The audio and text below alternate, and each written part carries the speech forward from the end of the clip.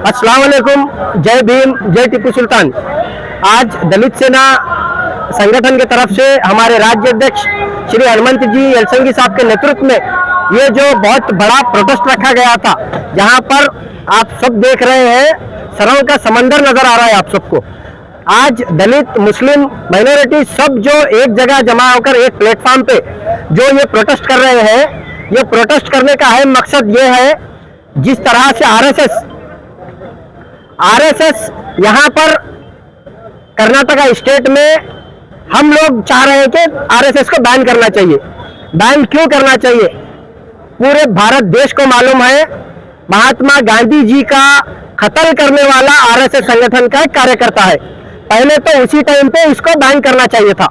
फिर भी अभी भी अगर वो चल रहा है तो आरएसएस कहीं ना कहीं इलीगल एक्टिविटीज कर रहा है। जैसे कि आप सबको पता है, अभी हमारे राज्य अध्यक्ष ने कहा बीएनएस एक्ट के हिसाब से लाठी लेकर चलना आर्म्स के एक्ट में आता है, तो वो लोग लाठी लेकर चलते हैं। हम कहीं अगर लाठी लेकर जाते हैं, चार अगर लाठी लेकर जाते हैं, यही पुलिस हमें रुकाकर लाठी छीनती है, जैसा कि हम लोग किसी को मारने जा रहे हैं। ये चड्डीधारी, ये आरएसएस के कार्यकर्ता, ये आरएसएस के लोग जब लाठी लेकर निकलते हैं, यही पुलिस वाले उनको प्रोटेक्शन देते हैं, यही पुलिस वाले उनके साथ चलते हैं। और जिस तरह से पीएफआई को बैन किया गया, कहीं ना कहीं पीएफआई एक रजिस्ट्रेशन संगठन था। ये जो झूठा संगठन, ये जो आरएसएस संगठन है, ये विदाउट रजिस्ट्रेशन संगठन है। ये लोग अपने आप को खुश करने के लिए 100 साल जो मना रहे हैं, 100 साल कंप्लीट हुए बोलकर, इनकी हालत ऐसी है, बिल्ली आंख बंद कर दूध पीती है, उसी तरह इनकी हालत है। इनके बाप का ठिकाना है ना, इनकी माँ का पता है।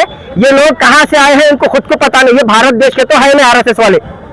कहीं ना कहीं ये लोग इजराइल से, ये जो हिटलर की तरह ये लोग झंडे लेकर निकलने वाले, डंडे लेकर निकलने वाले लोग हैं।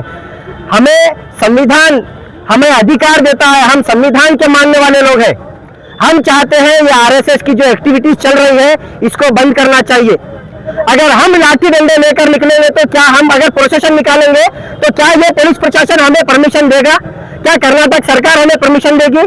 कहीं ना कहीं आरएसएस 100% बैन होना चाहिए। और जिस तरह से प्रियंका खड़गे जी के ऊपर अब्यूज लैंग्वेज में गालियां दी गई है, उसको तो फांसी के तख्ते तक पहुंचाना चाहिए। कर्नाटका सरकार में एक दलित लीडर के ऊपर इतनी गंदी गंदी गालियां दी जाती है, उनको माँ बहन की गाली दी जाती है, उनको फैमिली थ्रेट दिया जाता है। क्या कर रहे हैं सीएम सिद्धरामैया जी? सीएम सिद्धरामैया जी से हम अपील कर रहे हैं, आप जल्द से जल्द ये आरएसएस को यहाँ पर बैन करना, जल्द से जल्द एक्शन लेना।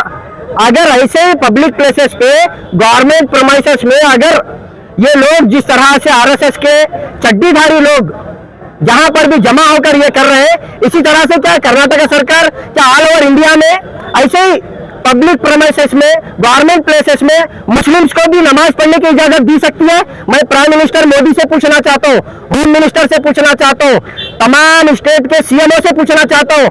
हर स्टेट में जो चड्डीधारी लोग डंडा लेकर निकलते हैं इसी तरह से पब्लिक प्लेसेस पे, वैसे ही क्या तुम लोग नमाज पढ़ने की इजाजत दे सकते हो? तुम्हारे पास है दम? ये चड्डीधारियों को जिस तरह से इजाजत देते हो तुम लोग, जल्द से जल्द ये बैन होना चाहिए। अगर ये बैन यहाँ पर कर्नाटका स्टेट में नहीं होगा तो हम स्टेट लेवल छोड़कर नेशनलाइज लेवल पे प्रोटेस्ट करेंगे और बैन कर कर ही दम लेंगे हम लोग।